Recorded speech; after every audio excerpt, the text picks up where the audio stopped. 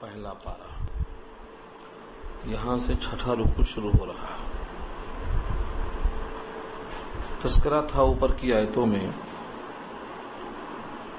کہ جو لوگ اپنے رب کی ملاقات کا یقین رکھتے ہیں اور اس بات کا احساس رکھتے ہیں کہ وہ رب کی طرف لوٹ کر جانے والے ہیں،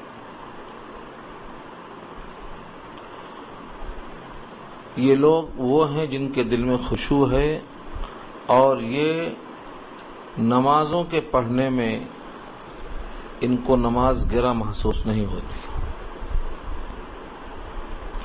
اب یہاں سے بنی اسرائیل کو خطاب کیا گیا ہے، کیونکہ اوپر کے رکوع بھی خطاب بنی اسرائیل کو تھا۔ بنی اسرائیل کے ساتھ مہربانی کا رویہ مسلسل کیسا رہا اور یہ لوگ اس کا غلط استعمال کیسا کرتے رہے، ہٹ دھرمی، ضد، عناد، مخالفت، جرأت، یہ سب چیزیں آپ محسوس کریں گے۔ یا بنی اسرائیل، اے اسرائیل کے بیٹو، اس سے مراد اولاد یعقوب ہے، اور جس وقت یہ مخاطب ہوئے ہیں وہ یہودی حضرت موسیٰ علیہ السلام کے جو ساتھ تھے وہ متوجہ ہیں۔ پھر ان کے والد یعقوب پر جو کئی پشت اوپر ہیں، ان پر جو نعمتیں ہوئی ہیں ان کا تذکرہ کیوں کیا گیا؟ کیونکہ عام طور سے ماں باپ پر جو نعمتیں ہوتی ہیں اس پر فخر کرنے کے واسطے بیٹے آگے بڑھتے ہیں اور اس کا فائدہ بھی ان کو پہنچتا ہے۔ اس لیے ماں باپ پر جو نعمتیں تھیں ان کو یاد دلا کر بیٹوں کو خطاب کیا گیا کہ اے اولاد یعقوب، اے بنی اسرائیل، اذکروا، یاد کرو، نعمتی، میرا احسان، میری نعمتیں، التی انعمت علیکم، جو تم پر میں نے انعام کیے۔ اس کی تفصیل آگے آئے گی اب اسی رکوع میں۔ یہ اجمال ہے کہ میں نے تم پر بہت سی نعمتیں کی ہیں، یعنی تمہارے آبا و اجداد پہ کی ہیں، تم جن پر فخر کیا کرتے ہو اور اس کے ثمرات، اس کے اثرات اپنے اندر پاتے ہو، تم اس نعمت کو یاد کرو۔ وَأَنِّي فَضَّلْتُكُمْ، اور بے شک میں نے تم کو فضیلت دی ہے، عَلَى الْعَالَمِينَ، سارے جہان کے لوگوں پر۔ اس لفظ کو لے کر آج بھی ان کا دعویٰ ہے کہ ہم سارے جہان پر فضیلت رکھتے ہیں۔ یہ ٹکڑا جو ہے فضلتکم علی العالمین، تم کو جو میں نے فضیلت دی ہے سارے جہان کے لوگوں پر، علی العالمین۔ اس ٹکڑے کو لے کر یہودی آج بھی اس دعوے پر قائم ہیں کہ ہم سارے جہان پر فضیلت دیے گئے، ہم کو فوقیت حاصل ہے، اس برتری کو ہم سے کوئی چھین نہیں سکتا۔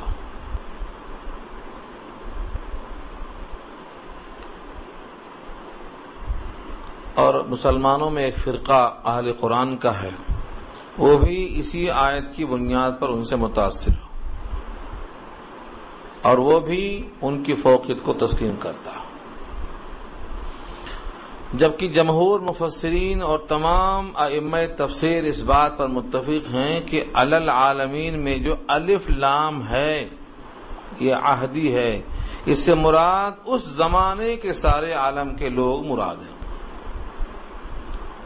حضرت موسیٰ جو مخاطب ہیں اس زمانے کے سارے جہان کے لوگوں پر، چونکہ مذہب حق یہی تھا اس لیے ان کو سب پر فوقیت دی گئی تھی۔ علی العالمین سے مراد اس وقت کے سارے جہان کے لوگ، کیونکہ بقیہ لوگ مشرکین تھے۔ یہ ایک رائے ہے، اور دوسری رائے یہ ہے کہ فضیلت تم کو سارے جہان پر تھی لیکن خاص خاص چیزوں میں تھی، ہر چیز میں نہیں تھی، یعنی من کل الوجوہ ہر چیز میں تم پر فوقیت نہیں تھی، تم کو بعض چیزوں میں فوقیت تھی، اور بعض چیزیں کیا ہیں اسی رکوع میں آپ کو ملیں گی۔ یعنی من اور سلوے کا نزول، تم کو اس معاملے میں فوقیت ہے، سارے جہان پر کسی کو نہیں ملا، تم کو ملا. اور جو مقام تیہ کا واقعہ آگے آ رہا ہے اسی رکوع میں، اس میں جتنی نعمتوں کا ذکر ہے اس میں تمہاری فوقیت ہے سارے جہان پر، یہ کسی کو حاصل نہیں. تو جزئی فضیلت کہتے ہیں اس کو، جزئی فضیلت. یا تو زمانے کے لحاظ سے جزئی ہے یا نعمتوں کے لحاظ سے جزئی ہے. سارے جہان پر فوقیت سے مراد یہ ہے. واتقوا یوما، تم ڈرو ایسے دن سے. یومن موصوف ہے، یعنی دن کی ایک صفت آگے آ رہی ہے. وہ صفت کیا ہے؟ لا تجزی نفس عن نفس شیئا ولا يقبل منها شفاعة ولا يؤخذ منها عدل ولا هم ينصرون.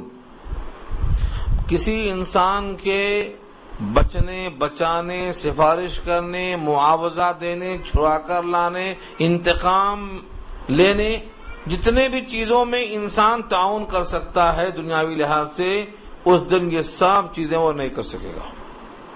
ایسا دن ہوگا، ایسے دن سے ڈرو. پہلا جملہ ہے لا تجزی نفس عن نفس شیئا، کوئی نفس کام میں نہیں آئے گا کسی نفس کے کچھ بھی. دنیا میں کوئی نہ کوئی انسان کسی نہ کسی طرح کام میں آتا ہے، وہاں کوئی کسی کے کام میں آئے گا نہیں. مثلا کوئی کہے کہ ٹھیک ہے ان کی نیکیاں کچھ کم ہیں، تھوڑا سا مجھ سے لے لو. کچھ نمازیں ان کی کم ہیں، تھوڑا میری نمازیں لے لو. ان کے کچھ روزے کم ہیں، کچھ زکوٰۃ کی ادائیگی میں کمی ہے، کچھ مجھ سے لے لو. یعنی نیک اعمال کو دینے والا، ایمان کو منتقل کرنے والا، کسی کا کوئی بوجھ اٹھانے والا کسی شکل میں کسی کے کام میں کوئی نہیں آ سکتا. یہ پہلا ٹکڑا ہے. لا تجزی، نہیں کام میں آئے گا. نفس، کوئی نفس، ان نفس، کسی نفس کے بارے میں، شیئن، کچھ بھی. شیئن کے معنی کچھ کے آتے ہیں اور خاص طور سے تنوین آتی ہے اس کی. تنوین کا مطلب دو زبر، تو وہ بھی تنکیر کے واسطے آئی، کسی طرح بھی کسی کام میں. دوسرا جز ہے ولا يقبل منها شفاعۃ، اور قبول نہیں کی جائے گی ان سے کوئی سفارش. شفاعت کے معنی اردو میں سفارش، کوئی سفارش قبول نہیں کی جائے گی. اس کے ساتھ شرط یہ ہے جبکہ وہ مومن نہ ہو. اگر مومن ہوگا تو سفارش قبول کی جائے گی. دوسری آیتیں اس کے عموم کو مقید کرتی ہیں. اگر مومن ہے اور اللہ اس سے راضی ہے، اجازت ہے، تو سفارش اس کے بارے میں قبول کی جائے گی. تو وہاں تو کئی شرطیں ہیں. ایک تو بندے میں ایمان ہو، دوسرے اللہ کی رضا ہو، تیسرے اللہ کی اجازت ہو، چوتھے کوئی سفارش کرنے والا تیار ہو. ان تمام چیزوں کو دوسری آیتوں میں مقید کیا گیا ہے. تو سفارش ہوگی، لیکن اگر وہ شخص اپنے ایمان کے بغیر پہنچا ہے تو سفارش بھی کسی طرح نہیں ہوگی. وَلَا يُؤْخَذُ مِنْهَا عَدْلٌ، اور نہیں لیا جائے گا اس سے کوئی بدلہ. عدل کے معنی برابر، یعنی جس کو ہم کہتے ہیں زر ضمانت، یہ لے لو یہ چھوڑ دو. عدل کے معنی برابری، مساوات. اس کو چھڑانے کے لیے اس کے برابر رقم دے کر کے اس کو چھڑا لیا جائے، یہ بھی قبول نہیں ہوگا. وَلَا هُمْ يُنصَرُونَ، اور نہ وہ مدد کیے جائیں گے. یعنی کوئی جماعت آ کے پہنچے کہ ٹھیک ہے، نہ سفارش چلتی ہے، نہ کوئی معاوضہ چلتا ہے، اور نہ کسی کے کوئی کام میں آتا ہے، لہذا ہم طاقت کے زور پہ ان کو چھڑا لیں گے، ہمارے پاس جمعیت ہے. اللہ فرماتے ہیں کہ ان کی مدد نہیں کی جائے گی. تو جتنی شکلیں انسان کو دنیا میں کام آتی تھیں وہ سب شکلوں کو اللہ نے یہاں پر نفی کر دیا. لہذا ایسے دن سے بچو. بچنا کیسے ہے، کیا شکلیں ہیں بچنے کی، اس کا ذکر آ چکا ہے کہ اللہ کی رضا اور جس کتاب کو اللہ نے بھیجا ہے اس کے مطابق عمل، اور جو کر کے دکھایا ہے اس زمانے کے نبی نے ان کو اپنے عمل میں لانا، یہ چیز ہے بچنے کے لیے۔ اب یہاں سے جو نعمتوں کا ذکر اوپر آیا تھا کہ تم کو میں نے نعمتیں دی ہیں، وہ اجمالاً ذکر تھا۔ اب یہاں سے ان نعمتوں کا ذکر تفصیلاً آ رہا ہے۔ کیسی کیسی نعمت؟ ایک نعمت تو یہ ہوتی ہے کہ آدمی کو کوئی اچھی چیز دی جائے، اور ایک نعمت یہ ہوتی ہے کہ کوئی مصیبت آنے والی ہے اسے ٹال دی جائے، کسی پریشانی میں گھرا ہوا ہے اس سے نجات دے دی جائے۔ تو دونوں شکلوں کی نعمتوں کا ذکر یہاں آ رہا ہے۔ وَإِذْ نَجَّيْنَاكُمْ مِنْ آلِ فِرْعَوْنَ، اور جب تم کو ہم نے نجات دیا آل فرعون سے، فرعون سے، فرعون کے آل سے۔ نجنی من فرعون وعملہ، سورہ تحریم میں وہ عمل ہی ہے، کارندے، فرعون سے، فرعون کے کارندوں سے، ان کے ورکرز، اور یہاں اس کے واسطے لفظ آل آیا ہے۔ اکثر لوگ سمجھتے ہیں کہ آل صرف اولاد کے لیے ہوتا ہے، مگر ایسا نہیں ہے۔ فرعون کو تو اولاد تھی ہی نہیں، اولاد جب اس کو نہیں تھی تو اس کے لیے لفظ آل استعمال کیا گیا ہے فالوورز کے معنی میں۔ آل فرعون مانے فرعون کے عقیدے پر جمنے والے، فرعون کے طرز پر جینے والے، یہ سب آل فرعون کہلاتے ہیں۔ جہاں جہاں آل کا لفظ آتا ہے وہاں خاندان کے علاوہ جتنے بھی ان کے ساتھ چلنے والے ہم عقیدہ ہم مذہب ہیں وہ سب اس کے اندر شامل ہوتے ہیں۔ تو آل فرعون سے ہم نے تم کو نجات دی۔ یسومونکم سوء العذاب، چکھاتا تھا وہ تم کو برے عذاب۔ برے عذاب کی شکل کیا تھی؟ یذبحون ابناءکم، تمہارے بیٹوں کو وہ لوگ ذبح کر ڈالتے، وَيَسْتَحْيُونَ نِسَاءَكُمْ، اور تمہاری عورتوں کو زندہ رکھتے۔ اس کی دو وجہ لکھا ہے شارحین نے۔ فرعون کو کسی نجومی نے خبر دے دیا کہ تمہاری سلطنت میں ایک بچہ پیدا ہونے والا ہے جو نرینہ ہوگا، تمہاری سلطنت اس کے ہاتھ پر چلی جائے گی۔ اس فکر میں اس نے نرینہ اولاد پر قتل کا فیصلہ کر دیا۔ مسلسل قتل ہوتے رہے، جتنے بچے پیدا ہوتے قتل ہو جاتے، لاکھوں بچے قتل کر دیے گئے۔ عورتوں کو قتل نہیں کرتا دو وجہوں سے۔ ایک تو نجومی نے نرینہ کہا تھا، وہ جو بچہ پیدا ہوگا وہ بچی نہیں ہوگا، بچہ ہوگا، اس لیے بچی سے اسے کوئی خطرہ نہیں تھا، اس لیے بچیوں کو نہیں مارتا تھا، بچوں کو مارتا تھا۔ اور دوسرے بچیوں کو چھوڑ دیتا تاکہ گھر میں ماما گری کا کام ان سے لیا جائے اور ان سے خدمت گاری کا کام لیا جائے، اس میں ان کے حق میں ذلت۔ یہ دو وجہوں سے بچوں کو قتل کرتا۔ وَإِذْ نَجَّيْنَاكُمْ مِنْ آلِ فِرْعَوْنَ، اور جب تم کو ہم نے نجات دیا آل فرعون سے، یسومونکم، سام یسوم چکھانا، یسومونکم تم کو چکھاتا تھا، سوء العذاب، برے برے عذاب۔ عذاب تو عذاب ہی ہوتا ہے، اس میں بھی لفظ سوء استعمال کیا اللہ نے، برا عذاب۔ برا عذاب کا مطلب جس میں ذلت ہو، ہتک ہو، بے آبروئی ہو، تذلیل ہو، تحقیر ہو، توہین ہو۔ وہ کیا تھا کہ ان کے بیٹوں کو ذبح کر دیتے اور بیٹیوں کو زندہ چھوڑ دیتے، اس میں پوری قوم کی تحقیر ہے۔ لاکھوں بچے قتل ہو گئے، لیکن جس بچے کے لیے لاکھوں بچے قتل ہوئے تھے وہ بچہ قتل نہیں ہوا۔ اور لکھا ہے قصص النبیین میں اس آیت کے ذیل میں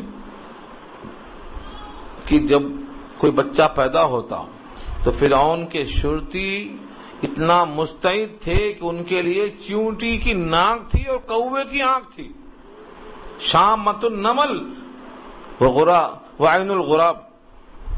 کوے کی آنکھ بڑی مشہور ہے اور چیونٹی کی ناک بہت مشہور ہے، اس کا اندازہ آپ زندگی میں کر سکتے ہیں۔ تو چیونٹی کی طرح ان کی ناک تھی کہ بچہ کہاں پیدا ہوا، اور کوے کی آنکھ تھی کہ بچہ کہاں پیدا ہوا، فوراً پہنچتے اور ذبح کر ڈالتے۔ اس پورے واقعے کو اللہ نے سورہ قصص پارہ 20 میں بیان کیا ہے کہ ہم نے موسیٰ کی ماں کو پیغام مخفی طور پر بھیج دیا کہ تم بچے کو دودھ پلاؤ اور ڈرو مت. جب تم کو اندیشہ ہو پولیس والوں کا تو فوراً اس بچے کو صندوق میں بند کر دو اور دریائے نیل میں ڈال دو. دریائے نیل میں ڈالنا، صندوق میں بند کرنا، لکھتے ہیں اسباب کے دائرے میں اگر صندوق پوری طرح بند ہوتا تو گھٹ کے مر جاتا، اور صندوق کہیں سے بھی اگر ذرہ برابر ہوا لینے والا ہوتا تو پانی داخل ہو جاتا اور وہ غرق ہو جاتا.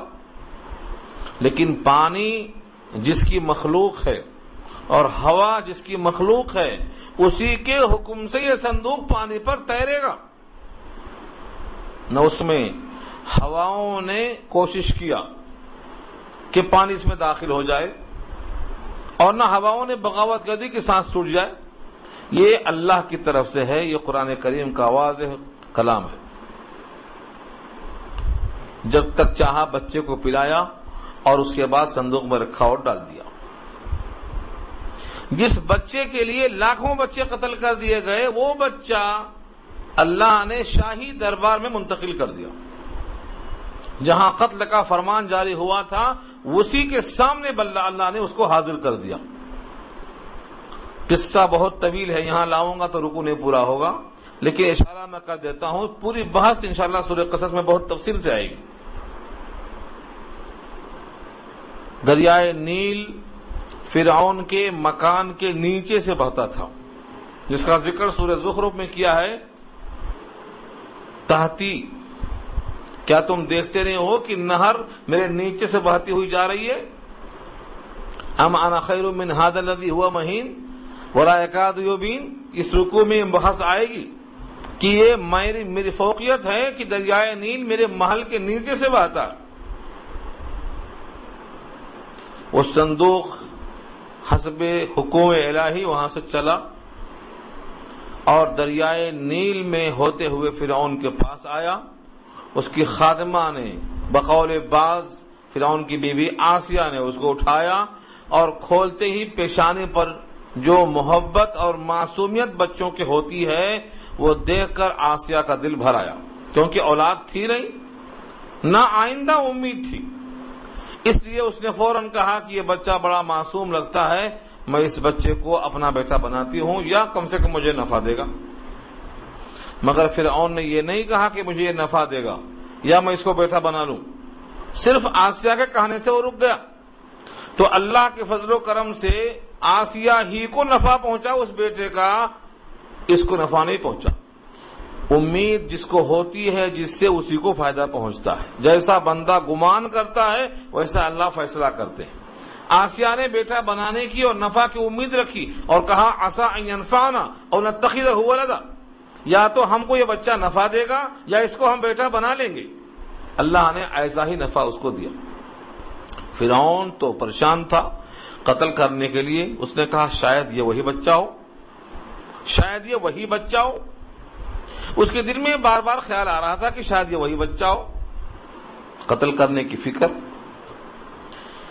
اللہ کی طرف سے اس کے دل میں یہ بات آئی کہ اس کا امتحان لے لو، یہ وہی بچہ ہے کہ نہیں ہے. پھر اس کا امتحان بھی لیا گیا. اس کے اندر کئی امتحان ہونے کے باوجود جس کو اللہ بچائے اسے کون کیا کر سکتا ہے.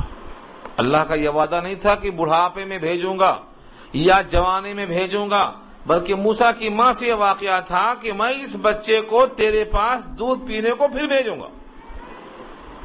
اِنَّا رَادُّوهُ إِلَيْكَ، یہ بیٹا تمہارے پاس سے دودھ پینے کے زمانے میں آ رہا ہے، میں تم کو دودھ پلانے کے وقت ہی واپس کر دوں گا.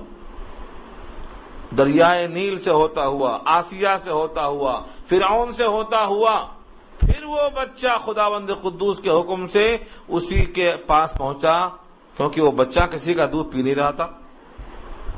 ساری دائیں فیل.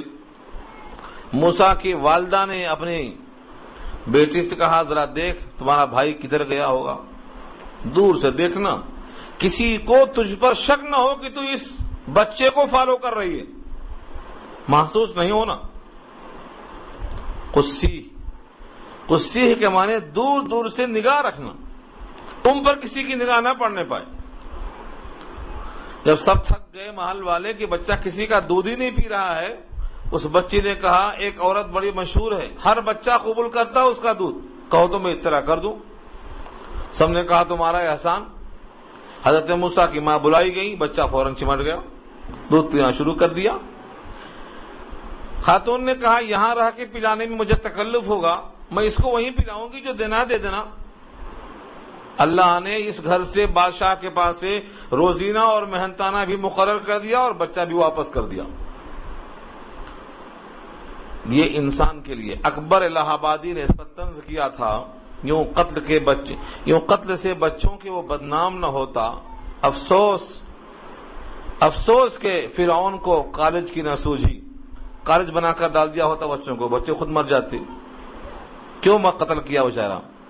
تو اکبر نے کالج کے ماحول پر طنز کیا تھا کہ اگر فرعون کو کالج بنانا سوچ گیا ہوتا تو بچوں کو قتل کرنے کی نوبت نہیں آتی، خود ہی بے ایمان ہو جاتی، ان کو مارنے کی نوبت نہیں آتی۔ جس مقصد سے مار رہا تھا وہ خود ہی پورا ہو جاتا۔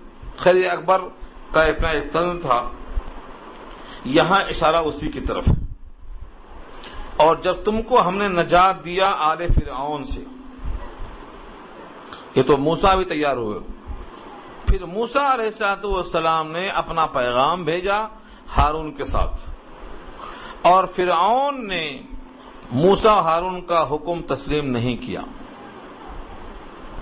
اور ان دونوں نے ایک واقعے کے بعد راتوں رات جب نکلنا چاہا تو فرعون نے تعاقب کیا، اس کا ذکر بھی اگلی آیت میں آ رہا ہے۔ وَإِذْ نَجَّيْنَاكُمْ، اور جب تم کو ہم نے نجات دیا آل فرعون کے شر سے، چکھاتا تھا تم کو برے عذاب، ذبح کرتے تھے وہ لوگ تمہارے بیٹوں کو اور زندہ چھوڑ دیتے تھے تمہاری عورتوں کو، وَفِي ذَلِكُمْ بَلَاءٌ، اور اس میں تمہارے لیے آزمائش تھی۔ بلا مانے آزمائش، پھر بلاؤن کی صفت آگے آئی ہے عظیم، بڑی آزمائش، کس کی طرف سے ہے؟ من ربکم، تمہارے رب کی طرف سے۔ لیکن عظیم کو اللہ نے آخر میں رکھا ہے اور بلاؤن عظیم کے بیچ میں من ربکم آ گیا ہے، اس لیے شارحین کہتے ہیں یہ بھی ہو سکتا ہے کہ یہ عظیم رب کی صفت ہو، تمہارے بڑے رب کی طرف سے آزمائش ہے، اور یہ مطلب کہ تمہارے رب کی طرف سے بڑی آزمائش ہے۔ تو آزمائش کی صفت عظیم ہے تو بڑی آزمائش، اور اگر رب کی صفت ہے تو بڑے رب کی طرف سے آزمائش۔ اس آزمائش میں کس طرح سے وہ لوگ آگے بڑھ سکے، یہ زمانہ کتنے دنوں کا تھا۔ قبطی ان کو کہا جاتا ہے جو فرعون کے خاندان کے تھے، اور بنی اسرائیل موسیٰ کے خاندان کے۔ موسیٰ کے نسب میں جو لوگ تھے ان کو بنی اسرائیل، اور قبطی ان کو کہا جاتا جو خاندان فرعون سے تھے۔ قبطی لوگ ہمیشہ بنی اسرائیل پر ظلم کرتے، بہت ظلم کرتے۔ جیسے کسی زمانے میں کسی قوم کی حکومت ہو تو وہ محکوم قوم پر ظلم کرتا ہے، رعایا پہ ظلم کرتا ہے، اپنی امارت اور سیادت کا ایک چرچا کرتا ہے، بس ایسا یہاں بھی تھا۔ کتنی دفعہ ظلم کیا، کیسا کیسا ظلم ہوا، یہ پورے واقعے سورہ قصص ہی میں آئیں گے۔ اس کے بعد یہ ٹکڑا ہے وَإِذْ فَرَقْنَا بِكُمُ الْبَحْرَ، اور جب ہم نے پھاڑ دیا تمہاری وجہ سے سمندر کو، پھاڑ دیا ہم نے تمہاری وجہ سے دریا کو۔ البحر سے مراد دریائے نیل ہے۔ بحر اور دریا میں اردو میں بڑا فرق کیا ہے، قرآن کریم میں دریا اور بحر کو ایک ہی معنی میں استعمال کیا۔ البحر دریائے نیل یہاں مراد ہے۔ دریائے نیل آج بھی موجود ہے۔ اس دریائے نیل پر کئی واقعات گزرے ہیں۔ اللہ نے اس کو، جو ملک مصر کا ایک حصہ ہے، ملک مصر اور عراق کے درمیان میں دریائے نیل ہے، اور ملک مصر میں فرعون کی حکومت تھی، وہاں سے لوگ نکل کے ملک شام جا رہے تھے، اور ملک شام جانے کے لیے دریا پھٹ چکا تھا، خداوند قدوس کے حکم سے دریا پھٹ گیا تھا اور سب لوگ وہاں جا رہے تھے، سب وہاں کے سب منتقل ہو رہے تھے۔ یہ خیال تھا کہ ملک شام پر جو قوم عمالقہ قبضہ کر چکی ہے ان سے جہاد کریں گے اور اپنا ملک واپس کر لیں گے۔ یہ واقعہ بھی اسی رکوع میں آ رہا ہے۔ اللہ نے حکم دے دیا موسیٰ کو راتوں رات اپنی قوم کو لے کر نکل جاؤ، لیکن صبح ہوتے ہوتے سامنے دریائے نیل آ گیا اور پیچھے لشکر فرعون، اس کو معلوم ہو گیا کہ لوگ بھاگ جا رہے ہیں۔ تعاقب، پوری قوم نے چیخ کر کہا موسیٰ اب ہم پکڑے گئے۔ سورہ اعراف میں یہ واقعہ آ چکا ہے پیچھے۔ آگے دریائے نیل ہے، ڈوب جائیں گے، اور پیچھے مڑیں گے تو لشکر فرعون کا ہے، کچھ لے جائیں گے۔ انا لمدرکون۔ حضرت موسیٰ نے کہا کلا ان معی ربی سیہدین، ایسا نہیں ہو سکتا ہے، میرا رب میرے ساتھ ہے، رہنمائی کرے گا۔ چنانچہ جیسے وہ لوگ دریا کے قریب پہنچے اللہ نے موسیٰ کو حکم دے دیا۔ اس حکم کا تذکرہ یہاں بھی موجود ہے، سورہ طٰہٰ میں بھی آئے گا۔ کیا کیا؟ لاٹھی مارا، دریا پھٹ گیا۔ فانفلق فکان کل فرق کالطود العظیم۔ لاٹھی مارتے ہی دریا ایسا پھٹ گیا کہ اس کا پانی دیوار کی طرح کھڑا ہوگا جیسے کوئی پہاڑ ہو، کالطود العظیم۔ پانی سیال اور رقیق پہاڑ بن گیا لاٹھی مارنے سے۔ اس کو معجزہ کیوں کہتے ہیں؟ کہ کسی کی عقل میں جو چیز نہ آئے اسی کو معجزہ کہتے ہیں۔ معجزہ کہتے ہیں سب کو عاجز کر دینے والا واقعہ۔ اگر سب سے وہ ہو سکتا ہے تو معجزہ نہیں ہوتا۔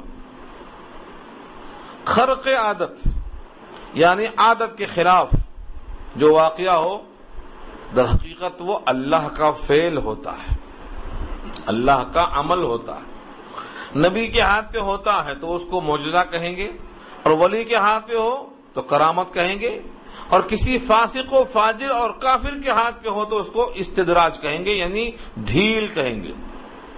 دیکھیے تینوں فعل اللہ ہی کا عمل ہوتا ہے۔ دریا پہاڑ بن گیا، اور جیسے ہی دریا پہاڑ بن گیا پورے بنی اسرائیل کے لوگ موسیٰ کی قیادت میں دریا میں گھس کے پار ہو گئے۔ پیچھے فرعون اپنے سامنے دیکھتا ہے کہ راستہ تیار ہے تو بڑا خوش ہو کے بولتا ہے دیکھا میرا حکم دریاؤں پر بھی چلتا ہے، دریا بھی میرے حکم سے استقبال میں کھڑا ہے۔ اس کو یہ نہیں پتا کہ جب چراغ بجھنے والا ہوتا ہے تو بھبکتا ہے، اور جب گیدڑ کی موت آتی ہے تو شہر کی طرف بھاگتا ہے۔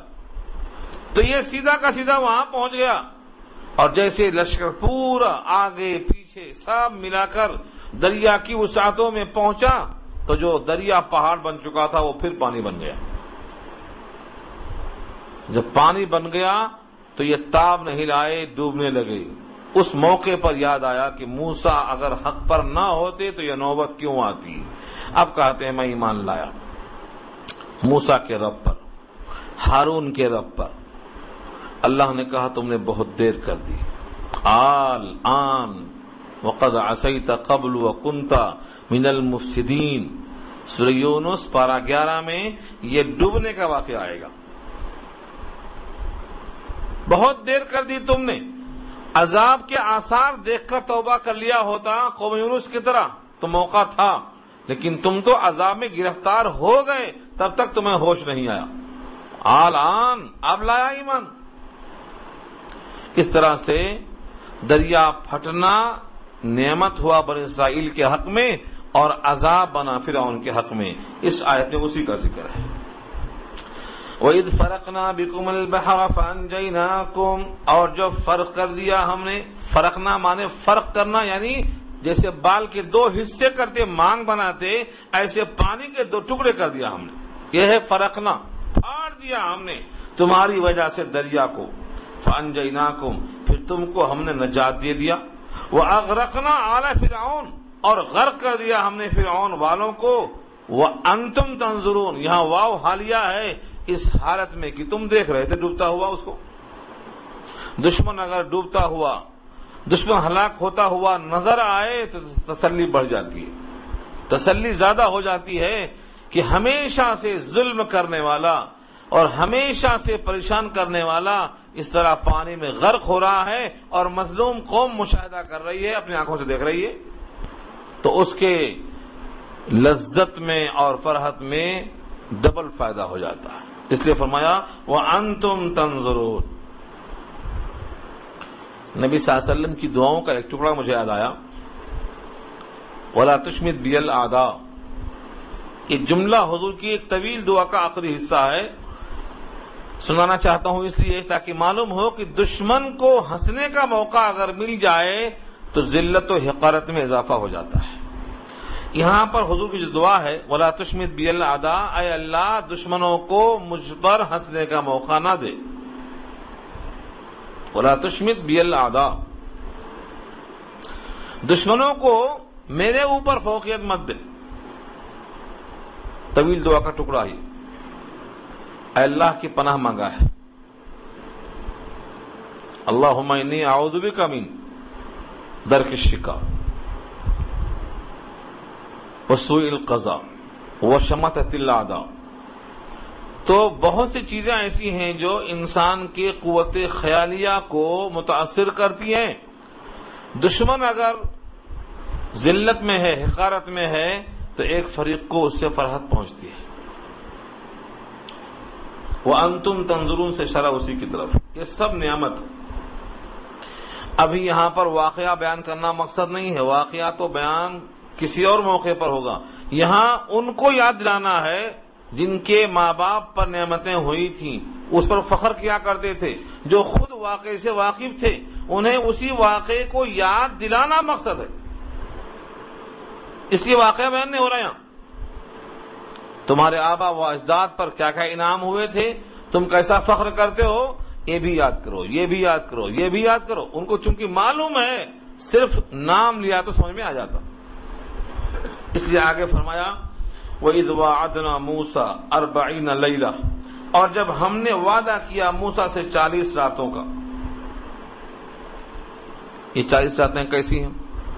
دریائے نیل میں فرعون غرق ہو چکا، بقول بعض یہ لوگ پورے دریائے نیل سے نکل کر واپس ملک مصر میں آ کر مقیم ہو گئے، اور دوسرا قول شارحین کا یہ ہے کہ واپس نہیں آئے، آگے بڑھ کر جو ان کا اصل وطن تھا ملک شام، وہاں جانے کا ان کو اللہ نے حکم دیا، مگر وہاں قوم عمالقہ مضبوط تھی، ہمت نہیں ہوئی، وہیں رہ گئے۔ پہلا قول راجح ہے۔ اب اس قوم کو سکون ہو گیا کہ فرعون تو مر گیا، اب تو کچھ کام نہیں۔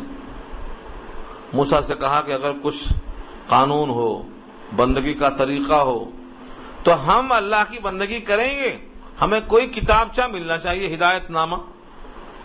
حضرت موسیٰ نے اللہ سے درخواست کی، اللہ نے کہا ٹھیک ہے، آ جاؤ کوہ طور پہ، 30 راتوں کا قیام کرنا، راتوں میں قیام اور دن میں روزہ، رات بھر اللہ کے سامنے بندگی اور دن میں روزہ، تاکہ خلوع معدہ سے جو بو آتی ہے وہ اللہ کو پسند ہے، اس حالت میں اللہ سے ملاقات ہو۔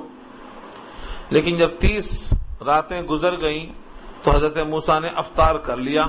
اللہ نے کہا وہ افطار کھانے کے بعد وہ بو ختم ہو جاتی ہے، 10 دن کا اللہ نے اضافہ کر دیا۔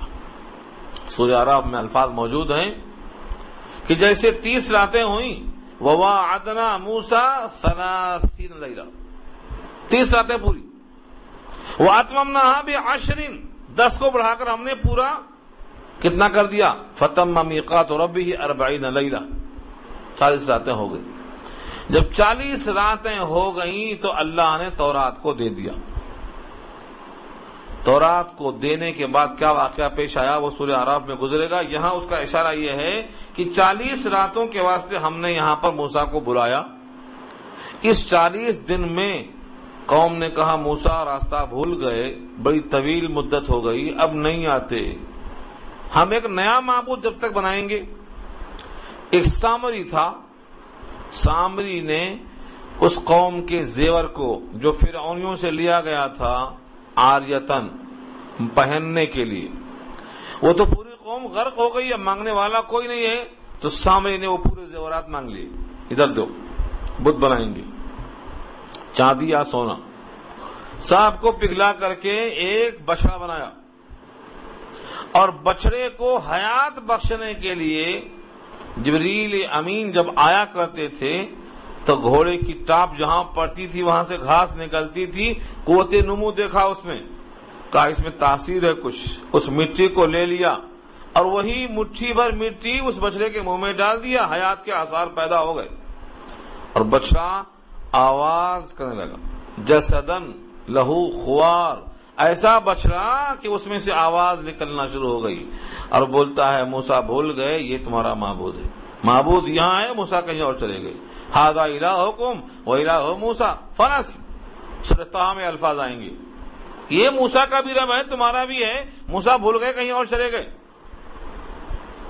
یہ قصہ پیش آیا، اور جب وعدہ کیا ہم نے موسیٰ علیہ السلام سے 40 رات کا، ثم پھر، یہ ثم جو آیا ہے وقفے کو، تراخی کو، غیب کو بیان کرتا ہے، اتنا طویل نہیں، صرف 40 دن، تم نے پھر کیا کیا، اتخذتم العجل، بچڑے کو بنا لیا، من بعدہ، اس موسیٰ کے چلے جانے کے بعد، وانتم ظالمون، اس حال میں کہ تم اس موقع میں ظالم تھے، تم نے ظلم کیا اپنے اوپر کہ اللہ کے مقابل میں بچڑے کو خدا بنا لیا، تم ظالم تھے اور موسیٰ کا انتظار نہیں کیا، یہ تم پر اللہ کی طرف سے اگر عذاب آتا تو تم اس قابل تھے، لیکن ثم عفونا عنکم، پھر بھی تم کو ہم نے معاف کر دیا۔ کتنا بڑا ظلم تھا یہ کہ موسیٰ پیغمبر ہیں، تورات لے کے وہاں سے آتے ہیں، حضرت موسیٰ کو اللہ نے وہیں سے خبر دے دیا کہ تم تو تورات لے کے جا رہے ہو، تمہاری قوم بچڑے میں لگی ہوئی ہے۔ موسیٰ کو تو غصہ آیا تھا، لیکن اتنا غصہ نہیں آیا خبر سے جتنا غصہ آیا مشاہدے سے۔ جب دیکھا ہے کہ قوم بچڑے کی پوجا کر رہی ہے تو تختیاں ڈال دیا، ہاتھوں کی تختیاں تورات کی رکھنے کے بجائے ڈال دینے کا لفظ ہے۔ غصہ اتنا آیا کہ تختیوں کو ڈال دیا، اور ہارون کے سر کے بال ایک مٹھی میں اور داڑھی کے بال دوسری مٹھی میں پکڑا۔ سورہ طٰہٰ پارہ 16 میں یہ بحث آئے گی۔ گھسیٹنا جب شروع کیا، سورہ اعراف میں بھی یہ بات آئے گی، دونوں جگہ موجود ہے، لیکن داڑھی کا پکڑنا سورہ طٰہٰ میں ہے۔ قال یا ابن ام، اے میرے ماں جائے بھائی، لا تاخذ بلحیتی ولا براسی، لا تاخذ بلحیتی، لحیہ مانے داڑھی، یہیں سے اخذ کیا ہے شارحین نے کہ موسیٰ علیہ السلام نے ہارون کی داڑھی کو پکڑا تو پکڑ میں آئی ہوگی تو پکڑا نا، معلوم ہوا اتنی داڑھی ہونا چاہیے جو مشت میں پکڑ میں آ سکے۔ یہ انبیاء کی سنت ہے، سارے انبیاء کی سنت ہے، یہ ایسی سنت ہے سارے انبیاء کی، معمول بھی ہے، متفق ہے سنت ہے۔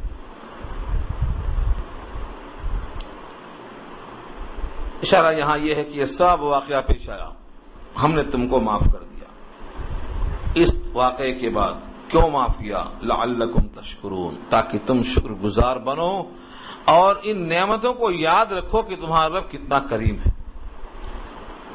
اس کے بعد ہم نے موسیٰ کو کتاب دی، وَإِذْ آتَيْنَا مُوسَى الْكِتَابَ، اور دیا ہم نے موسیٰ کو کتاب، مراد تورات، وَالْفُرْقَانَ، اور فرق کرنے والی، فرقان کہتے ہیں فرق کرنے والی چیز، حق اور باطل کے درمیان۔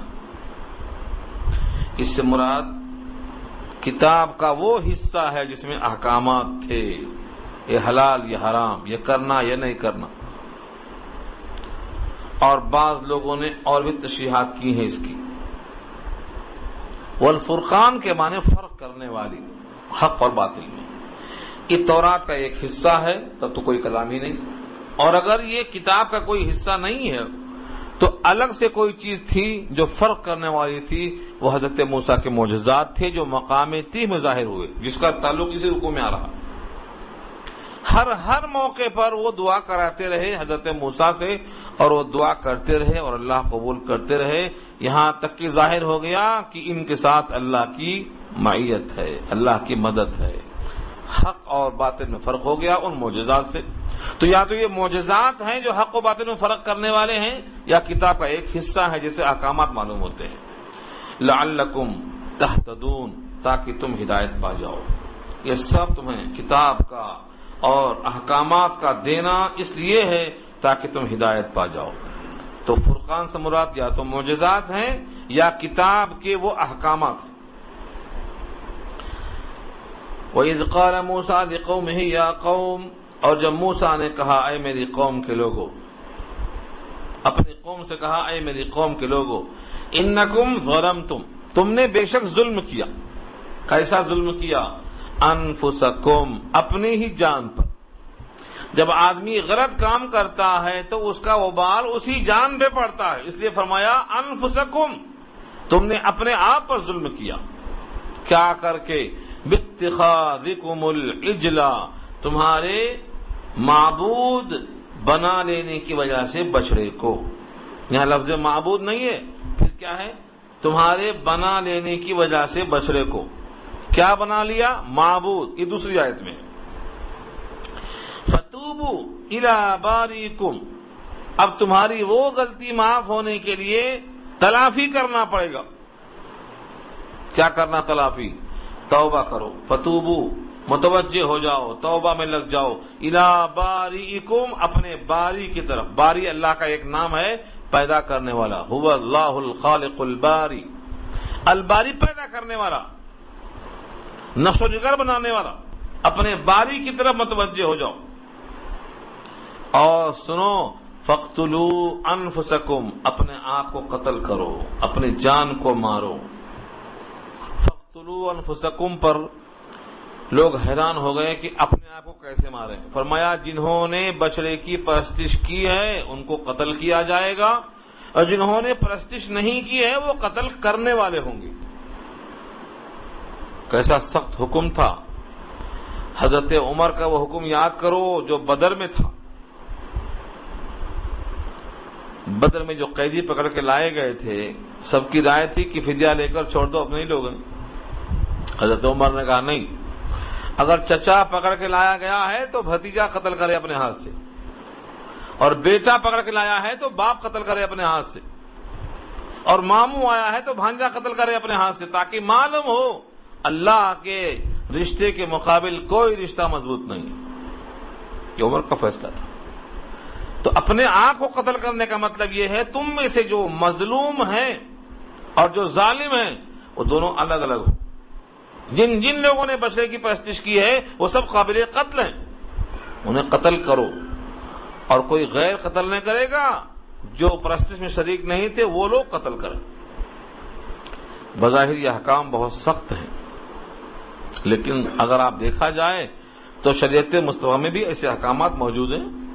مثلا کسی نے کسی کو قتل کر دیا، قتل عمد، جان بوجھ کے کسی کو قتل کر دیا، تو کیا حکم ہے؟ قصاص میں اس کو بھی قتل کیا جائے گا، قصاص میں اسے بھی قتل کیا جائے گا، دوسری کوئی شکل نہیں۔ تو جب کسی انسان کو مارنے کی سزا یہ ہے کہ اسے قتل کیا جائے گا قصاص میں، تو جس نے اللہ کے برابر بچڑے کو رکھ دیا تھا، کیا یہ ظلم کم ہے؟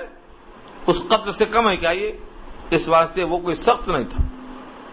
دوسری، اسلام میں کوئی اگر شادی شدہ ہے، زنا میں پکڑا گیا یا اقرار کیا، تو اس زانی کے واسطے بھی سزا کیا ہے؟ سنگسار ہے، پتھروں سے مار مار کے ہلاک کر دینا ہے۔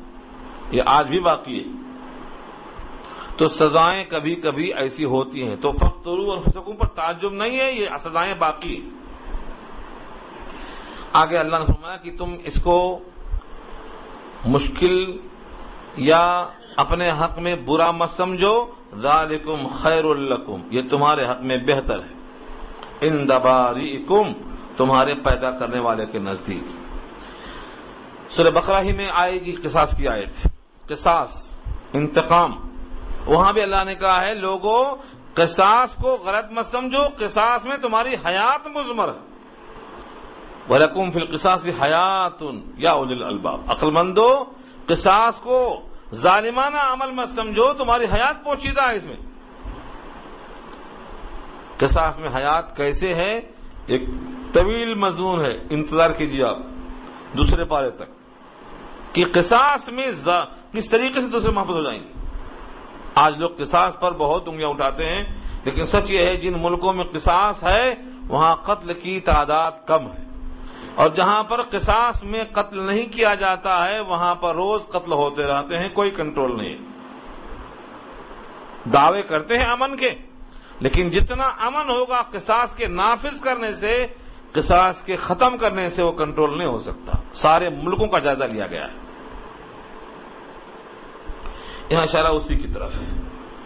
فتاب علیکم، پھر تم پر اللہ متوجہ ہوا کہ تم کو توبہ کی توفیق دیا، انہ هو التواب الرحیم، بے شک وہ توبہ قبول کرنے والا اور بہت رحم کرنے والا ہے۔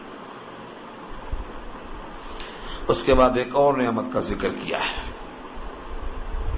وَإِذْ قُلْتُمْ يَا مُوسَىٰ لَن نُؤْمِنَ لَكَ حَتَّىٰ نَرَى اللَّهَ، یہ گستاخی عجیب و غریب ہے۔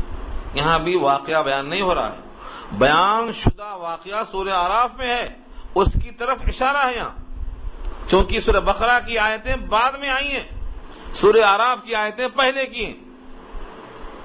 اب آپ کہیں گے پھر ترتیب میں اس کو پہلے کیوں نہیں لائے، اس کو بعد میں کیوں لائے؟ یہ سب سوالات بہت بات کی چیز ہے۔ پہلے آپ قرآن کا انداز سمجھو، قرآن کریم کی ترتیب سمجھو، حکمت سمجھو، کس ترتیب سے بیان ہو رہا ہے۔ قرآن کریم کی ترتیب جو بھی ہے اللہ کے رسول نے فرشتے کے آنے کے بعد خود لکھوایا ہے، ترتیب اپنے طرف سے قائم نہیں ہوئی ہے، یہ اللہ کی طرف سے۔ مصلحت سمجھ میں آئے گی جب قرآن سمجھ میں آئے گا، جب قربت بڑھے گی، تعلق پختہ ہوگا، دھیرے دھیرے سمجھ میں آئے گا کتاب کے بارے میں۔ تو واقعہ تفصیل سے کہاں ہے؟ سورہ اعراف میں ہوا یہ کہ جب کتاب آئی تورات، قوم والے بڑے ہی ہٹ درم تھے، انہوں نے کہا یہ کیسے معلوم کہ کتاب اللہ کی ہے، تم کہاں سے لائے؟ نہیں معلوم۔ اگر ہم اللہ کی آواز سن لیں اور اللہ ہم سے کہہ دیں کہ یہ کتاب میری ہے تو ہمیں ماننے میں کیا تعجب ہے؟ حضرت موسیٰ نے 70 لوگوں کو چن لیا، کہا چلو بڑے بڑے لوگ، پورے رئیسوں کو چن لیا، واختار موسیٰ قومہ 70 رجلا، 70 آدمی چن لیا۔ اس 70 کے 70 جب پہنچے ہیں کوہ طور پر تو اللہ نے خطاب کیا کہ تمہیں یہ کتاب پہ عمل کرنا ہے۔ انہوں نے کہا یہ تو آواز تو آ رہی ہے مگر کس کی آواز ہے کیا معلوم، کون بول رہا ہے پیچھے سے نہیں معلوم۔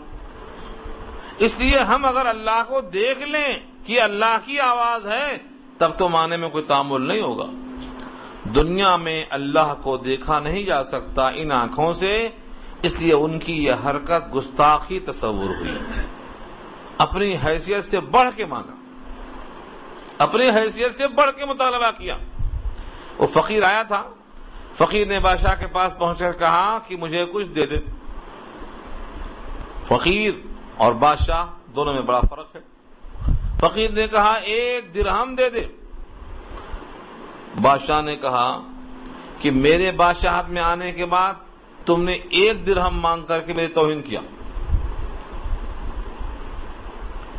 بادشاہ کا یہ جملہ سن کر اس نے کہا ٹھیک ہے 1 بادشاہت دے دے، 1 بادشاہت دے دے۔ بادشاہ نے کہا یہ سوال بھی تمہارا بیجا ہے، پہلا سوال میری شان کے خلاف تھا اور دوسرا سوال تیری جو حیثیت ہے اس کے خلاف ہے۔ پہلا سوال میرے واسطے تحقیر کا باعث ہوا اور دوسرا سوال تیری حیثیت جو ہے بڑی کمتر ہے، تو سنبھال نہیں سکتا بادشاہت کو، لہذا اسے قتل کر دیا۔ تو یہاں بھی انہوں نے سوال بھیجا کیا، ایک تو کتاب، دوسرے اللہ کی آواز، پیغمبر کا وجود، اس کے باوجود کہتے ہیں کہ ہم اللہ کو دیکھیں گے جبکہ دیکھنے پر قادر نہیں ہے۔ یہ تو یہ جو سوال تھا یہ اللہ کی شان کے خلاف تھا، اس لیے رب کریم نے ان پوروں کو ہلاک کر دیا، پورے کے پورے مر گئے، ایک نہیں بچا۔ کیسے بچتا؟ بادشاہ کو تذلیل دکھائی دی، قتل کر دیا، وہ تو بادشاہوں کا بادشاہ ہے، اسے کیا فکر، سب کو قتل کر دیا۔ حضرت موسیٰ اکیلے بچے کوہ طور پہ، اللہ سے متوجہ ہوئے، کہا میں تو پہلے بھی وفادار آپ کا تھا اور آج بھی ہوں، اب قوم کیا کہے گی کہ لے جا کے سرداروں کو کسی بہانے سے کھپا دیا، اب میں اس بدنامی سے کیسے بچوں؟ میری درخواست یہ ہے کہ ایک بار ان کو زندہ کر دو، جب چاہے مار سکتے ہیں، آپ کو تو طاقت دیا ہے، آپ کے پاس کون سی قوت کمی ہے؟ آپ اس سے پہلے بھی مار سکتے تھے، آپ اس کے بعد بھی مار سکتے ہیں، آپ کو کون روکنے والا ہے؟ آپ کے ہاتھ میں قدرت موت کی ہے، آپ جب چاہیں کہ موت دے سکتے ہیں، ہمیں بچانے کے لیے ان کو زندہ کر دیجیے۔ اللہ نے موسیٰ کی یہ درخواست بھی قبول کر لیا اور پوروں کو زندہ کر دیا۔ یہ پوری بحث لفظوں کے ساتھ سورہ اعراف میں آ رہی ہے۔ سوچو کیسا کیسا اللہ نے انعام کیا اس قوم پر، لیکن اس قوم نے وہاں بھی ہر دھرمی کا ثبوت دیا۔ اس آیت میں اشارہ اسی کی طرف ہے۔ وَإِذْ قُلْتُمْ يَا مُوسَىٰ، اور جب تم نے کہا اے موسیٰ، لَن نُؤْمِنَ لَكَ، ہم تمہاری بات پر یقین ہرگز نہیں کریں گے، حَتَّىٰ نَرَى اللَّهَ جَهْرَةً، یہاں تک کہ ہم اللہ کو دیکھ لیں کھلی آنکھوں۔ جب ان کا یہ مطالبہ پیش آیا، فَأَخَذَتْكُمْ الصَّاعِقَةُ، بجلی نے پکڑ لیا تم کو، اخذا پکڑ لیا تم کو، الصاعقہ بجلی نے پکڑ لیا، گستاخی کرتے ہی آدھا بوچھا، سب کے سب ختم ہو گئے۔ وَأَنْتُمْ تَنظُرُونَ، اور تم دیکھ رہے تھے تمہارے سامنے کیا ہوا۔ ثم، پھر ایک وقفے کے بعد وہی دعا، رونا دھونا، متوجہ کرنا اللہ کی طرف، آنسو بہانا۔ ثم، پھر بعثناکم من بعد موتکم، تمہارے مر چکنے کے باوجود تم کو میں نے اٹھا کھڑا کیا، کیوں؟ لعلکم تشکرون، شاید کہ تم اب احسان مانو، شاید کہ تم اب شکریہ ادا کرو۔ مگر قوم احسان فراموش کا مطلب بھول جانے والی۔ جو بندہ احسان فراموش ہوتا ہے وہ نعمتوں کا حقدار نہیں ہوتا ہے، عذاب کا حقدار بنتا ہے۔ اللہ تعالیٰ نے ان کو معاف کر دیا۔ اس کے بعد اگلی آیت میں کچھ تقدیم اور تاخیر ہے، کیونکہ یہاں واقعات ترتیب سے بیان کرنا مقصد نہیں ہے کہ اس کے بعد یہ ہوا، اس کے بعد یہ ہوا، اس کے بعد یہ ہوا، بلکہ یہاں تو جو واقعات ہو چکے ہیں اور جو تفصیل سے دوسرے مقامات پر آئے ہیں، ان بیان شدہ واقعے کو صرف یاد دلانا ہے کسی ایک ٹکڑے سے۔ تو کبھی پہلے والا بعد میں آ سکتا، بعد والا پہلے آ سکتا، کیونکہ واقعے کی ترتیب یہاں مقصود نہیں ہے۔ اس لیے مقامی تیہ کا واقعہ پہلے یہاں آ گیا۔ وہ کیا قصہ تھا؟ سورہ مائدہ میں بحث آ رہی ہے کہ اللہ نے ملک مصر میں جو فرعون کے غرق ہونے کے بعد یہ قوم رہ گئی، بنی اسرائیل، ان کا اصل وطن ملک شام تھا۔ ملک شام سے ملک مصر میں کب آئے تھے؟ یوسف جب آئے تھے، یوسف کے ساتھ یعقوب آ گئے تھے، اپنا ملک شام چھوڑ کر ملک مصر میں آ گئے تھے۔ اس وقت سے یہ اولاد یہی تھی۔ اتنے وقفے میں ملک شام میں قوم عمالقہ آ کے جم گئی تھی۔ جب فرعون غرق ہو گیا تو اللہ نے کہا کہ تم اپنا پرانا گھر بھی دیکھ لو، ملک شام پہ قبضہ کرنا ہے۔ انہوں نے جا کر دیکھا تو ملک شام میں لمبے لمبے لوگ ہیں قوم عمالقہ والے، اور ان سے لڑنے کی طاقت نہیں تھی ان لوگوں میں، یا تھی مگر اتنے بزدل تھے کہ پیچھے ہٹ گئے۔ حضرت موسیٰ سے کہا اور فرعون اور ہارون سے کہا کہ دیکھو ان لوگوں سے ہم تو لڑنے والے نہیں، ہم اس شہر میں داخل ہوں گے اس وقت جب یہ پورا شہر ہمارے واسطے خالی کر دیا جائے۔ رہی سوال لڑنے کے لیے، اذهب انت وربک فقاتلا انا ہاہنا قاعدون، تمہارا رب جا کر لڑ لو، ہم تو یہاں بیٹھ کے انتظار کریں گے فتح کا۔ سورہ مائدہ میں آیت موجود۔ اس گستاخی پر اللہ نے کیا کیا؟ اچھا نہ یہ گھر نہ وہ گھر، یہیں رہو۔ ملک مصر سے نکلے تھے، ملک شام میں جانا تھا، ملک مصر سے نکل چکے تھے، شام میں داخل نہیں ہو رہے تھے، تو بیچ کا جو حصہ ہے اس کو اللہ نے مقام تیہ بنا دیا۔ 40 سال رہو یہیں، ایک دن دو دن نہیں، 40 سال پھرتے رہے، اب دن بھر چلتے پھر وہیں کا وہیں۔ कोल्हू का बैल वहीं से निकला है। दिन रात चलते, कोशिश करते कि घर वापस आ जाएं, घर वापस नहीं, और आगे लड़ने की हिम्मत नहीं, तो वहीं फिरते रहे। कितने दिन रहिए? 40 साल। एक मैदान में 40 साल, न कोई जेल थी, न कोई दीवार थी, न कोई कांटों की बाढ़ थी, न तारों से घेरा गया था। बस ये खुदाई मार थी कि इनकी अकलें काम नहीं कर रही थी। चलते चलते चलते रात भर चलते, सुबह फिर वहीं। सोचो सही कितना लंबा रहे, 40 साल। उस मौके पर इसमें जो नेमतें हैं जिक्र किया अल्लाह ने।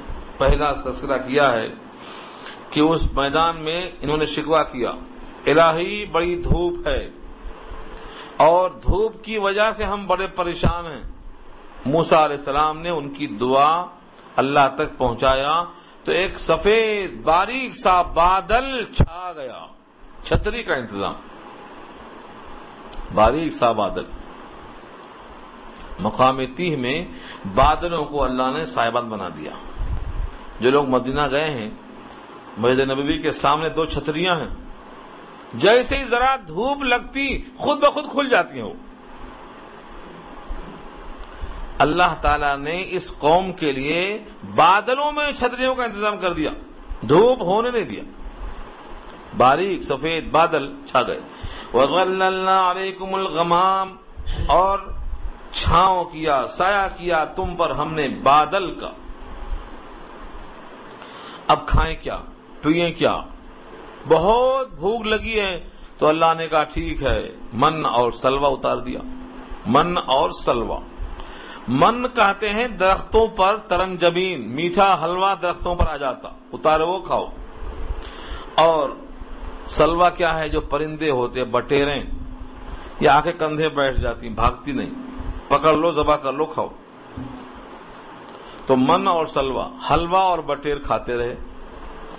हुक्म ये था कि इसको रखना नहीं कि कल क्या खाएंगे, शाम में क्या खाएंगे।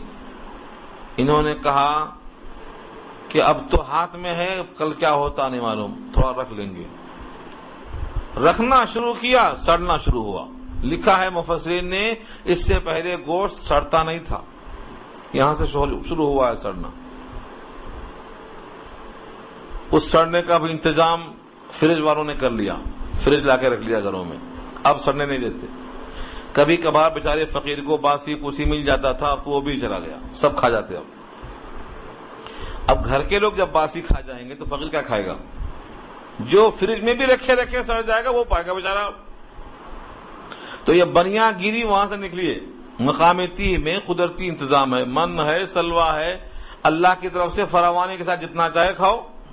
लेकिन वादे पर यकीन नहीं था तो रखना शुरू कर दिया, रखना शुरू किया, सड़ना शुरू हो गया। तो ये भी नेमत अल्लाह की है। वअंज़लना अलैकुमुल मन्ना वस्सलवा, और उतारा तुम पर हमने मन और सलवा यानी तरंजबीन और बटेरें। यहां पर और नेमतों का जिक्र नहीं किया है, अल्लाह ताला ने इशारा कर दिया और आयत पूरी कर दिया। फरमाया कुलू मिन तय्यिबाति मा रज़क़नाकुम, खाओ जो कुछ तुमको हमने दिया है बतौर पाकीज़ा रिज़्क़ के, खाओ। वमा ज़लमूना वलाकिन कानू अनफुसहुम यज़लिमून, और जुल्म नहीं किया। वमा ज़लमूना, उन्होंने हमारा कुछ नुकसान नहीं किया, यह मतलब है ज़लमूना का, हमारा क्या बिगाड़ा। वलाकिन कानू अनफुसहुम यज़लिमून, लेकिन वो अपना ही बिगाड़ रहे थे, नुकसान तो उन्हीं का हो रहा था। कैसा नुकसान हुआ? रख लिया, सड़ने लग गया। अल्लाह पर भरोसा करते तो ताजा मिलता, ताजा जाके बासी खाना पड़ा। इस मौके पर और भी रिवायतें आई हैं जो इस आयत में दर्ज नहीं है, लेकिन दूसरी रिवायतों से अखज़ किया है शारिहीन ने। वो ये है कि इनको पानी की फिक्र हुई, आगे वो भी आ रहा है। हजरत मूसा से अल्लाह ने कहा वही लाठी मार दो पत्थर पे।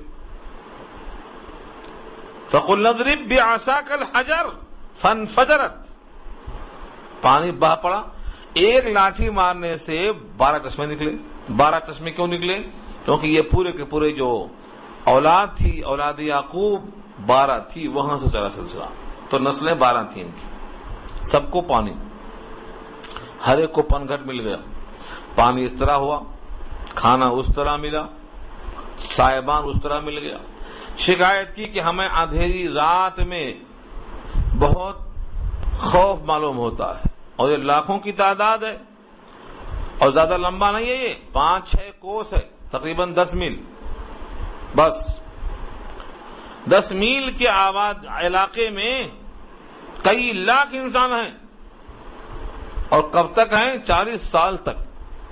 آج کے جو رفاہی کیمپ لگے ہیں، خیمے لگے ہیں، لوگ بولتے ہیں 10 سال سے ہیں، 5 سال سے ہیں، 3 سال سے ہیں، یہ ایسا کیمپ لگے نہیں آج تک کہیں، 40 سال تک لگا رہا کیمپ۔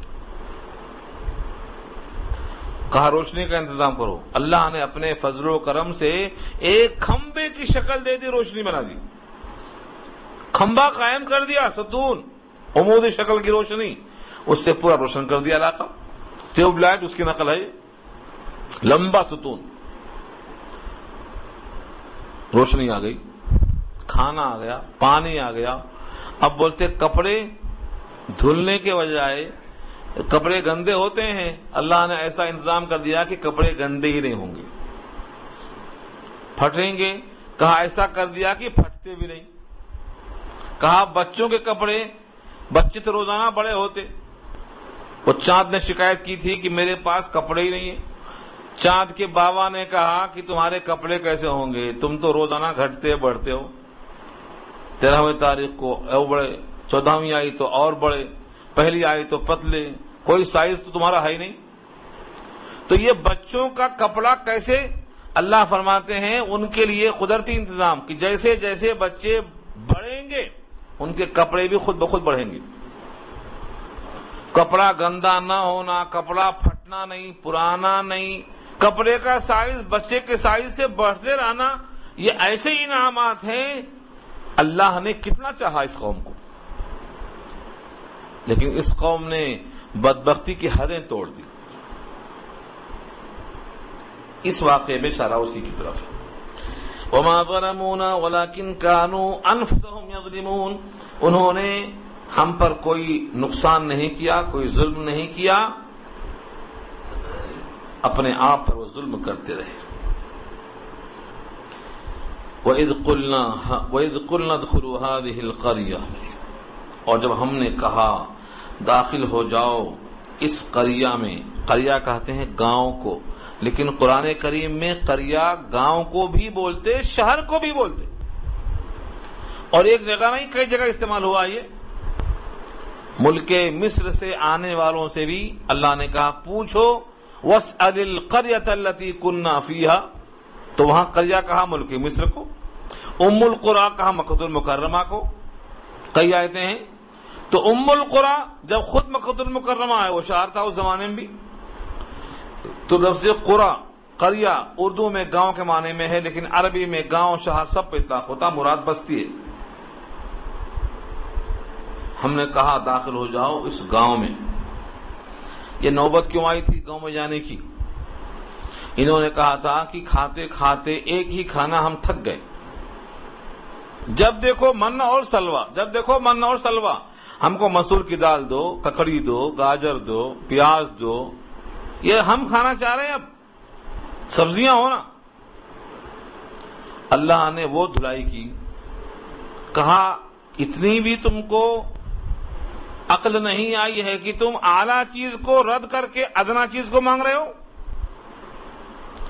ہاں، ہم نے جس آیت پر گزشتہ وہاں درس دیا تھا سلطان شاہی میں، ڈاکٹر صاحب بھی موجود تھے، بہت مزہ آیا اس آیت کی گفتگو میں کہ اللہ نے جس کو اعلیٰ کہا ہے اس کو چھوڑنے کا فیصلہ دیتا ڈاکٹر۔ آج کا ڈاکٹر بھی وہی بولتا، اعلیٰ چھوڑ دو، ادنا کھاؤ۔ یہ کھانے میں خرابی نہیں ہے، خرابی ہمارے اندر آ گئی ہے کہ اعلیٰ کھا کر اعلیٰ درجے کی محنت کرنا تھا، وہ ہم سے نہیں ہو رہی۔ ادنا درجے کی کھا کر ادنا محنت کرنا ہے تو کھاؤ ادنا، لیکن جب محنت اعلیٰ درجے کی کرنا ہے تو کھانا تو اعلیٰ کھانا پڑے گا، مجاہدہ اسی سے ہوگا۔ یہ سبزی کھا کر مجاہدہ نہیں ہونے والا ہے۔ اس آیت کا تقاضا یہ ہے کہ اس پر غور کرو۔ آج جو بیماریاں خرابیاں آ رہی ہیں وہ کھانے کی وجہ سے نہیں ہے، اس کھانا کھانے کے بعد جو محنت درکار ہے اس سے ہمیں کاہلی آ گئی. گھر میں نماز پڑھ لیں گے, نہیں جائیں گے. وہاں جا کے صرف فرض پڑھیں گے, 3 وتر پڑھیں گے, باقی پوری چھوڑ دیں گے. 17 رکعت جا کے 3 رکعت ہو گئی. فرض مسجد میں 4, گھر میں 3, بس 4 3 7 پڑھ لیتے. ہے کتنی؟ 17.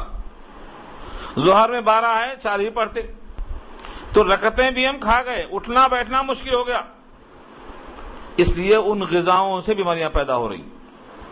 کم سے کم وہ مجاہدہ جو اللہ کے سامنے رکوع سجدے کا وہ تو پورا کرو. کم سے کم درجے کا رکھا اللہ نے, اور پھر کہا مسجد آؤ جاؤ. اتنا چل گئے تو بہت اچھا ہے.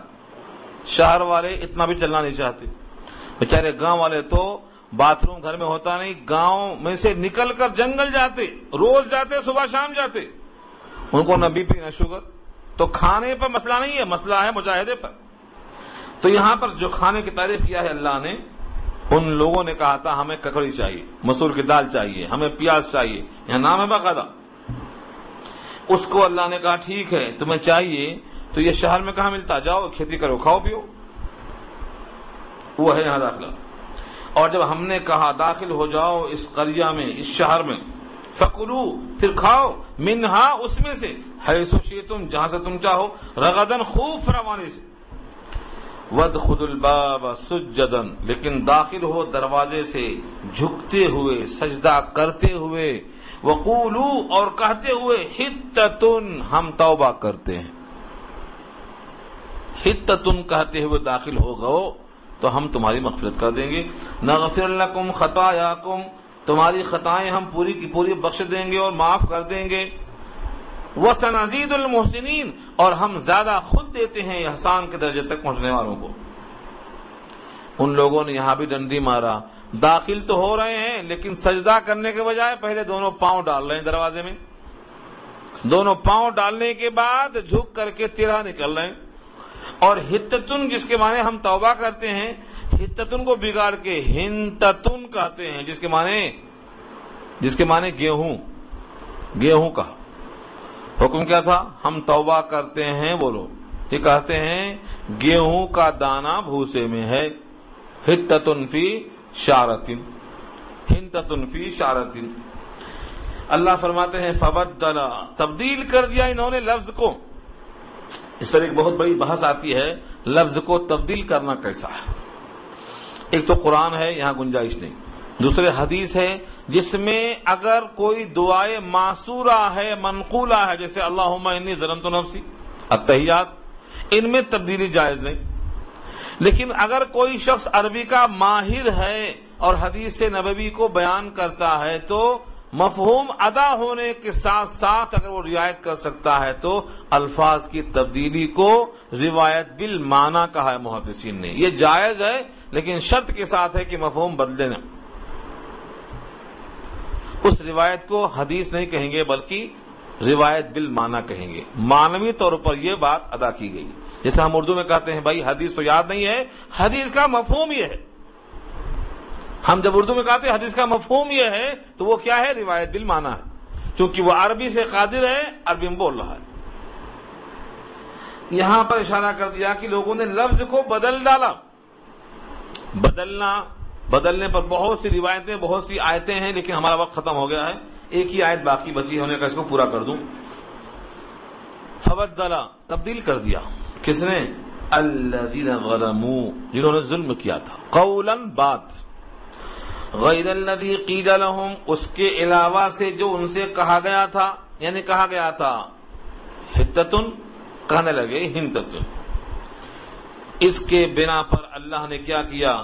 فانزلنا نازل کر دیا ہم نے, علی الذین ظلموا ان پر جنہوں نے ظلم کیا, رجزا من السماء آسمان سے آفت. رجز کے معنی آتے ہیں سزا کے, آسمانی بلا کے. اللہ نے ان پر یہ رجز بھیج دیا. کیوں؟ بما کانوا یفسقون, اس وجہ سے کہ مسلسل وہ فسق کرتے رہے. فسق کے معنی نافرمانی کرنا, اسی واسطے فاسق اردو میں کہا گیا ہے اس کو جو مسلسل بغاوت کرتا ہو, جو کھلا خدا کا حکم توڑتا ہو اسے فاسق کہا گیا ہے. تو فسق و فجور کی بنا پر اللہ نے ان پر عذاب بھیجا۔ عذاب کی کیا کیا شکلیں تھیں؟ ابھی اگلا رکوع جو آ رہا ہے اس میں ان واقعات کا ذکر ہے جو انہوں نے کھانا مانگا تھا، ایک کھانے پر قناعت نہ کرنے کا ذکر کیا تھا۔ یہ بہت مزیدار بحث ہے، انشاءاللہ آئندہ آئے گی۔ آپ حضرات دعا کر لیجئے۔